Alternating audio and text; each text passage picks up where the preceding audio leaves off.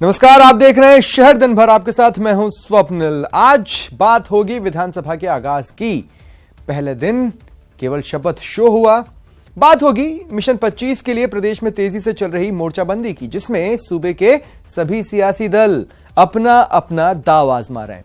दिखाएंगे कि क्या कुछ नई सरकार की नई नीतियां हैं, जिसके दम पर वह न सिर्फ पिछले वादों को सार्थक करने में जुटी है, बल्कि अगले चुनाव को साधने की तैयारी में है। और बात होगी महापौर के रेस की। दिखाएंगे राज्य निर्वाचन आयोग के निर्देश के बाद कौन कौन दावेदार अपनी दावेदारी पेश करने में जुटा है। और सुनाएंगे दिव्यांगों का दर्द, जो आपको भले ही सुनाई दे जाए, लेकिन सरकार है कि कानों में जूं तक नहीं रेंग रही। तो कहीं जाइएगा नहीं, बने रहिए हमारे साथ शहर दिन भर में।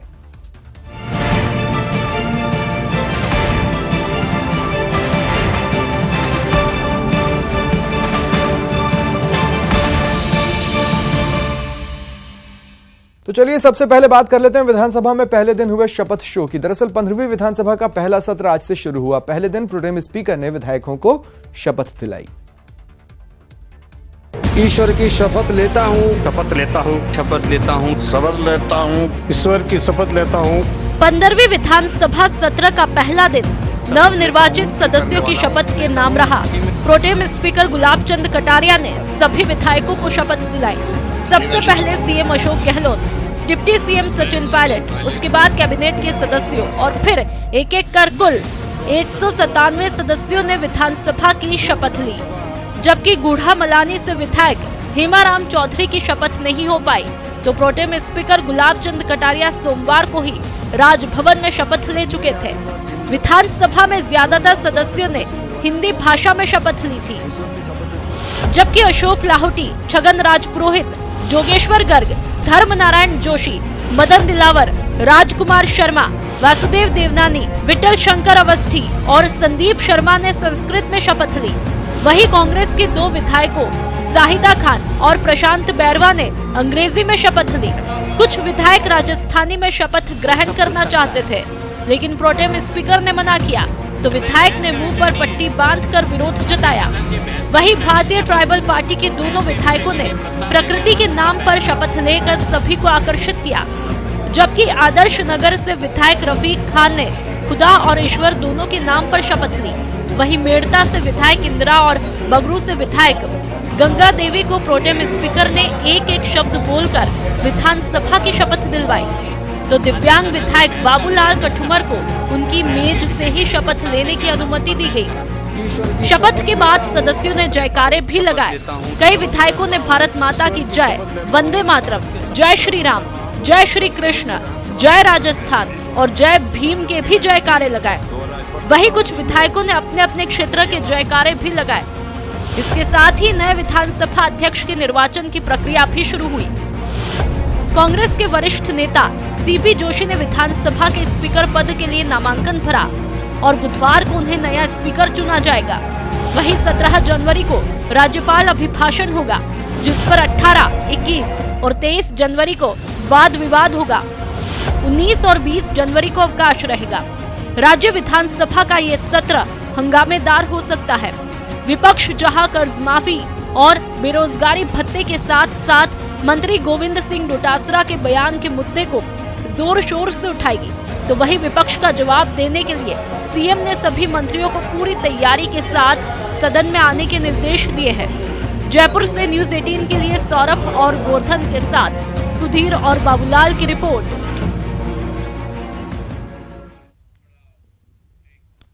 विधानसभा चुनाव के बाद कांग्रेस और बीजेपी ने लोकसभा चुनाव को लेकर मोर्चाबंदी तेज कर दी है। मिशन 25 में जुटी कांग्रेस उम्मीदवारों का पैनल तैयार कर रही है। वहीं बीजेपी के रणनीतिकार भी 2014 दोहराने में कोई कोर कसर नहीं छोड़ रहे। विधानसभा चुनाव से ठीक पहले कांग्रेस के पूर्व सांसद इजराज सिंह का बीजेपी का दामन थामने का असर अब दिखने लगा है।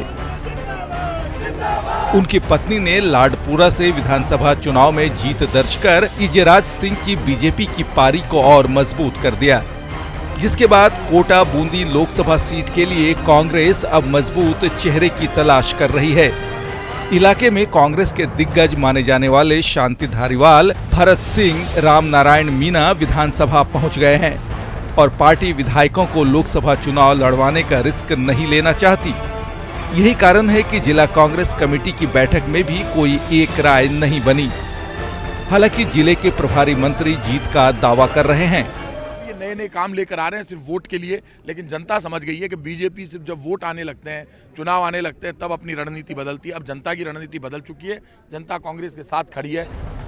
वहीं इजराज सिंह की एंट्री ने बीजेपी की भी आंतरिक राजनीति में उथल पुथल मचा दी है। बीजेपी अब इस दुविधा में है कि सांसद ओम बिरला पर फिर से दांव लगाया जाए या इजराज सिंह को मौका दिया जाए। इसके अलावा 3 बार विधायक रहे भवानी सिंह राजावत और पूर्व विधायक प्रहलाद गुंजल की दावेदारी की भी चर्चाएं तेज हैं। हालांकि ओम बिरला इलाके में काफी सक्रिय हैं। हमारे यहाँ पार्टी तय करती है, संसदीय बोर्ड तय करती है कि भारतीय जनता पार्टी का कौन उम्मीदवार बने। पार्टी जिसको उम्मीदवार बनाती है, हम सब मिलकर उसके लिए काम करते हैं। और निश्चित रूप से पार्टी की यही ताकत है कि इतना बड़ा परिवार हम एक साथ मिलकर, सबके साथ मिलकर काम करने का काम करते हैं। इधर झालावाड़ को लेकर भी पार्टी में पेंच है।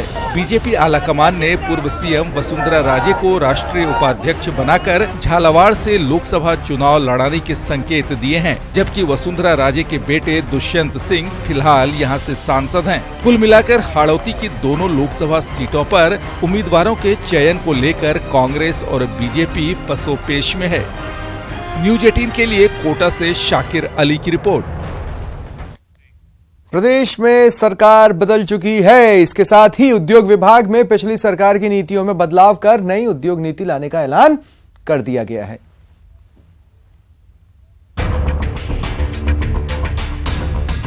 सूबे में सरकार बदलने के साथ पिछली सरकार की नीतियों में बदलाव का प्रचलन रहा है। सूबे में अब सरकार बदल चुकी है। इसके साथ ही उद्योग मंत्री प्रसादी लाल मीणा ने पिछली सरकार की नीतियों में बदलाव करने की घोषणा की और अब 100 दिन में नई उद्योग नीति लाने का दावा कर रहे हैं।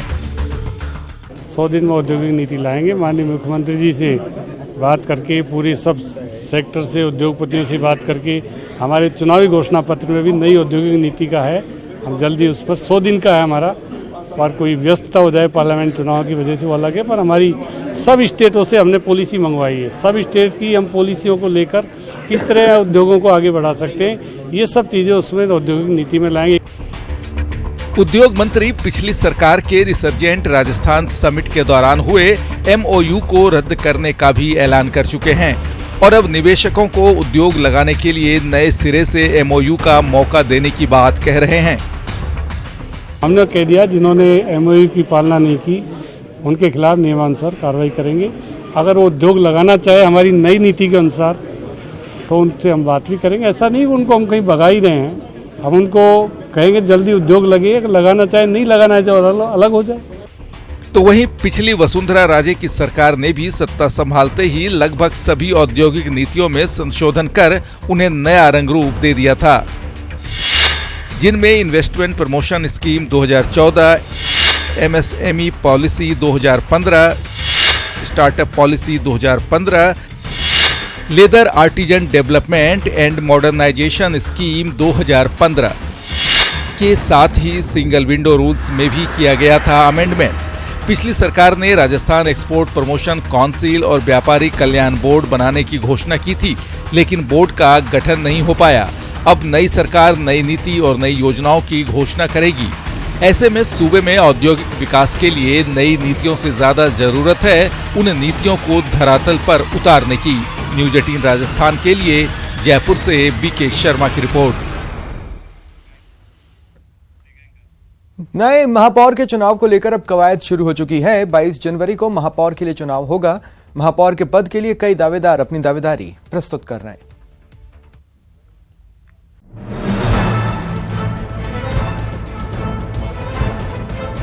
नगर निगम के महापौर पद के लिए 22 जनवरी को चुनाव होगा।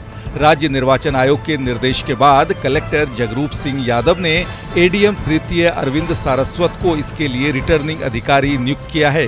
लेकिन महापौर के चुनाव को लेकर तारीख की घोषणा के साथ ही अब निगम में घमासान शुरू होने वाला है। चलिए अब जान लेते हैं निगम में किस दल के कितने पार्षद हैं। निगम में बीजेपी के 63 पार्षद हैं, तो कांग्रेस के 18 पार्षद, 1 पार्षद कांग्रेस समर्थित हैं, तो निर्दलीय 8 पार्षद हैं। जाहिर है अगर बहुमत की बात करें तो बीजेपी के पास पूर्ण बहुमत है, वहीं कांग्रेस के पार्षद कम होने की वजह से भी वो बीजेपी पार्षदों में फूट डालने का काम करेगी। हम सब पार्टी के समर्पित कार्यकर्ता हैं और भारतीय जनता पार्टी कार्यकर्ता के मूल स्वभाव में होता है डिसिप्लिन। जो पार्टी आदेश करती है हम उसी को मानते हैं, तो ऐसा कुछ नहीं है कहीं। इस बोर्ड में पहली बार एक कार्यकाल में 4 महापौर बनेंगे, जिसमें बीजेपी के कई पार्षद महापौर बनने की लालसा में बैठे हैं, तो कांग्रेस के पार्षद कम होने के बावजूद जीत का दावा कर रहे हैं। मैंडेट उनके फेवर में हो तो हमारे लिए कोई ज़्यादा गैप नहीं है।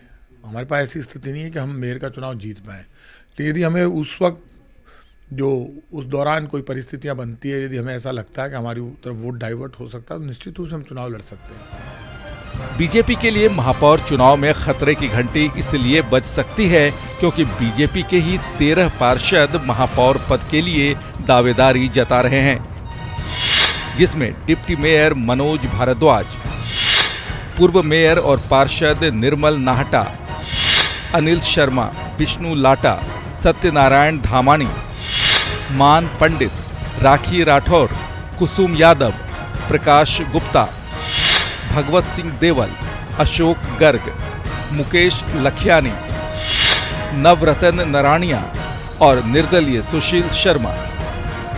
बहरहाल महापौर पद के लिए रेस वक्त के साथ और तेज हो गई है। कई नाम महापौर पद के लिए सामने आ रहे हैं, जिससे बीजेपी को 63 पार्षद होने की वजह से फायदा मिल सकता है। लेकिन अगर कांग्रेस फूट डालने में कामयाब रहती है तो नतीजा बदल भी सकता है।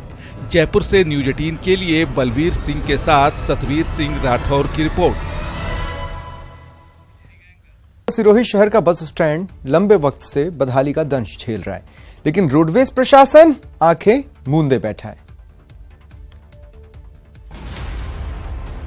ये सिरोही शहर का बदहाल बस स्टैंड है। यहाँ यात्रियों का स्वागत धूल के गुबार से होता है। जैसे ही बस स्टैंड परिसर में गाड़ियां पहुंचती हैं, हर तरफ धूल उड़ाना शुरू हो जाता है, क्योंकि बस स्टैंड परिसर की सड़कें पूरी तरह से टूट चुकी हैं। अब जरा बस स्टैंड के अंदर की हालत भी देख लीजिए। ये यात्रियों को पेयजल की सुविधा के लिए बनाया गया है, लेकिन यहाँ पीने का पानी तो छोड़िए, हर तरफ गंदगी पसरी हुई है। और हाँ, यहाँ महिला यात्रियों के लिए शौचालय भी है, लेकिन उसमें भी ताला लगा है। अब ये कहने की जरूरत नहीं कि यहाँ यात्रियों को कितनी परेशानियों का सामना करना पड़ रहा है, लेकिन मजे की बात तो ये है कि इस बस स्टैंड की हालत सुधारने के लिए तमाम अधिकारी और नेता निरीक्षण करते रहते हैं और हालत सुधारने के निर्देश भी देते हैं, लेकिन नतीजा हर बार सिफर ही रहता है। रोड टूटी हुई है, वाकई में ये यात्रियों के लिए बहुत बड़ी समस्या की स्थिति है। मैंने पूर्व में भी पूर्व मंत्री माननीय ओटाराम जी देवासी जी से भी वार्ता की थी, माननीय जिला कलेक्टर महोदय से भी वार्ता इस संबंध में की। पूर्व में हमारे प्रबंध निदेशक महोदय श्रीमान राका साहब जो यहाँ के प्रभारी सचिव है, उनसे भी इस संबंध में जब वो इंस्पेक्शन पर पधारे तब मेरी उनसे वार्ता हुई थी, लेकिन रोडवेज के पास अभी पर्याप्त बजट नहीं होने की वजह से ये कार्य रुका पड़ा है। शहर के इस स्टैंड में रोजाना कई रूटों की बसें आती जाती हैं और उन बसों से 70% यात्री रोजाना सफर करते हैं, जिससे इस बस डिपो से रोजाना करीब 7 लाख रुपए की आय होती है। लेकिन यहाँ सुविधा के नाम पर यात्रियों को मिलता है धूल का गुबार और गंदगी। ऐसे में सिर्फ अधिकारियों के दौरे से इस बदहाल स्टैंड की हालत सुधरेगी, फिलहाल कुछ भी कहना मुश्किल है। न्यूज 18 राजस्थान के लिए सिरोही से शरद टाक की रिपोर्ट। सिरोही पुलिस ने बड़ी कामयाबी हासिल करते हुए सांवलाजी मंदिर से चोरी हुई बेशकीमती मूर्तियां बरामद कर ली हैं। पुलिस ने मामले में 8 आरोपियों को भी गिरफ्तार किया। पुलिस को बड़ी कामयाबी, चोरी हुई मूर्तियों को किया बरामद। हत्थे चढ़े चोरी के 8 आरोपी। पुलिस की गिरफ्त में ये वही 8 लोग हैं जिनके ऊपर सांवलाजी मंदिर की बेशकीमती मूर्तियां चुराने का आरोप है। बताया जाता है कि 5 जनवरी की रात सांवलाजी मंदिर का ताला तोड़कर चोरों ने कई मूर्तियां चुरा ली। इन मूर्तियों में 12वीं शताब्दी की भगवान श्री कृष्ण और गरुड़ की मूर्तियां भी शामिल थीं। अधिकारी सुमेर सिंह राठौड़ जो है, इन्होंने इसको गंभीरता से लिया और इनकी पूरी मेहनत और मदद से, सारे स्टाफ की टीम वर्क से मेन मुलजिमों को पकड़ पाए हैं। 8 अभियुक्त गिरफ्तार कर लिए हैं। मूर्तियां भी बरामद हो गई है। टूटे हुए जो ब्लैक स्टोन्स हैं वो भी बरामद हो गए हैं। कुछ आर्टिकल्स जो सोने के हैं, चांदी के छत्र वगैरह हैं, उनको बरामद करना शेष है, वो भी किए जाएंगे। चोरी की ये पूरी प्लानिंग प्रवीण राजपुरोहित और विक्रम राजपुरोहित ने की थी और बाकी 6 लोगों के साथ मिलकर 5 जनवरी की रात राम मंदिर पर धावा बोला और चोरी की घटना को अंजाम दिया। घटना के बाद एसपी ने साइबर सेल को मूर्ति चोरी के पर्दाफाश का विशेष जिम्मा सौंपा था। एसपी ने टीम में शामिल 17 पुलिस वालों को पुरस्कृत करने की घोषणा की। चोरी के कई आरोपियों पर पहले से भी कई केस दर्ज हैं। 10 दिनों के अंदर ही बेशकीमती मूर्तियों के बरामद होने के बाद जहां लोगों ने खुशी जाहिर की, वहीं प्रशासन ने राहत की सांस ली है। न्यूज़ 18 के लिए सिरोही से शरद टाक की रिपोर्ट।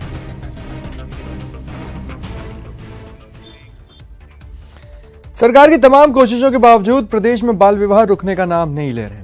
हद तो तब हो गई जब जोधपुर में एक सामूहिक विवाह आयोजन में भी बाल विवाह हो रहा था।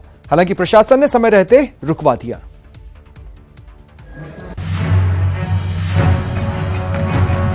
जोधपुर में जांगीड़ समाज के 6 जोड़ों का सामूहिक विवाह चल रहा था। आयोजन में शानदार साज सज्जा के साथ बैंड बाजा और लजीज खाना सब इंतजाम थे। लेकिन इस बीच एक ऐसी खबर मिली कि प्रशासन के हाथ पांव फूल गए। दरअसल प्रशासन को यह सूचना मिली कि 6 दुल्हनों में एक नाबालिग है। फिर क्या था, मौके पर पहुंचे अधिकारियों ने दस्तावेजों की जांच की और दोनों परिवारों को पाबंद कर बाल विवाह रुकवा दी। बाल विवाह की शिकायत एसडीएम ऑफिस से प्राप्त हुई थी। उसकी शिकायत की तहकीकात करने के लिए यहाँ आए और उसके बाद में आगे जो है कानूनी कार्रवाई पूजा का था उसको निरस्त कर दिया इन्होंने। आगे हमारे स्तर से जो कार्रवाई होगी हम करेंगे। क्या जन्म दिनांक पाई आप? जन्म दिनांक संबंधित दस्तावेज प्रस्तुत नहीं हुए, शपथ पत्र है, उसके आधार पर हम नहीं कह सकते क्या जन्म दिनांक। शादी समारोह में फिजूल खर्ची को रोकने को लेकर कई समाज ऐसे सामूहिक विवाह का आयोजन करते हैं। ऐसे में जांगीड़ समाज ने भी 6 जोड़ों का सामूहिक विवाह आयोजित किया था। विश्वकर्मा जांगीड़ पंचायत के तत्वाधान में आयोजित 13वें सामूहिक शादी में एक तहसीलदार साहब पधारे। उनका एक बच्ची माइनर है, तो हमने बच्ची द्वारा दिए गए एफिडेविट के आधार पे जो हमने रजिस्ट्रेशन करा था, उस एफिडेविट को तहसीलदार साहब ने कहा हम इसको नहीं मानते, तो हमने उसका रजिस्ट्रेशन कैंसिल करके और अब हम 5 जोड़ों की शादी करवा। बेशक सामूहिक विवाह एक अच्छी पहल है। इससे फिजूल खर्ची भी रुकती है और माँ बाप पर बेटियों की शादी का बोझ भी नहीं पड़ता है। लेकिन आयोजकों को इस बात की ताकीद जरूर रखनी चाहिए कि ऐसे आयोजनों में बाल विवाह जैसी अनहोनी न होने पाए। न्यूज़ 18 के लिए जोधपुर से ललित सिंह की रिपोर्ट। फिलहाल इतना ही। नमस्कार।